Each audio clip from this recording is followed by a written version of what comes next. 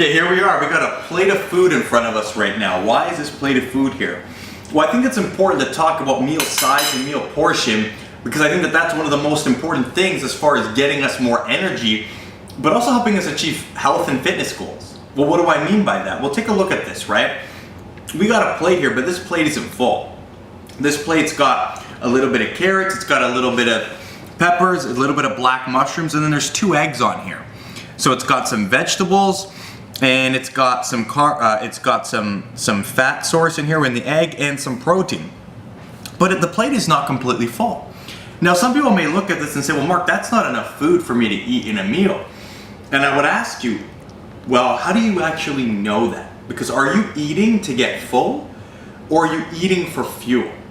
You see, I'd rather be a little bit less, I'd rather have not be completely full between each meal than to be full from each meal. Because when you're full, that your digestive system is, again, it's taking so much energy to digest that food. Your mind and attention are always focused on digestion. It's so much harder to be present in any situation when you're focusing on, oh, I don't feel too good, I feel tired, I feel lethargic because I'm trying to digest all this food. But what I notice what gives me the most energy is when I eat very small meals. Sometimes they're a bit bigger than this, and not to say I never eat a big meal, but having a small meal like this, even if I have to eat every 2-3 hours, or even 3 or 4 hours, I find keeps me consistent with my energy throughout the whole day and I don't get any dips. So this is just one example of a very small meal. Do you want to know another quick way you could do it? Well, let's take a look. I'll bring this over there. You could take maybe a handful of almonds, 10 almonds. You could take a scoop of protein. And if you want to get some carbs in there, you can maybe take a scoop of oats. Maybe this scoop will be about 1/3 of a cup.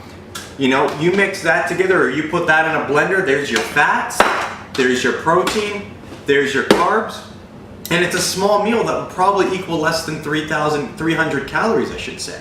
So you're not going to be too full, but you're going to have, and your mind and attention is not going to be on digestion, but you're going to have the energy and fuel that you need to continue sustaining throughout the entire day. So I want you to think about it from this perspective. Anytime you're thinking about a meal and eating, always think about what's the minimal amount that I can eat to keep myself going so that my energy levels do not interfere or do not get impacted in a negative manner. And so one way you could start is just by scaling back a little bit. If you're used to eating a big meal, just try cutting it to maybe taking 1/3 of that meal off and saving some of it for later, just to see where you're at. You don't want to be starving, but you don't want to be full either. So try to eat to maybe 60 to 80% full, no more than that, and see how your energy levels thank you throughout the rest of the day. Hope this video helped. I hope it put a concept in your mind, and look out for the next video because I'm excited to share more with you. Have a great day.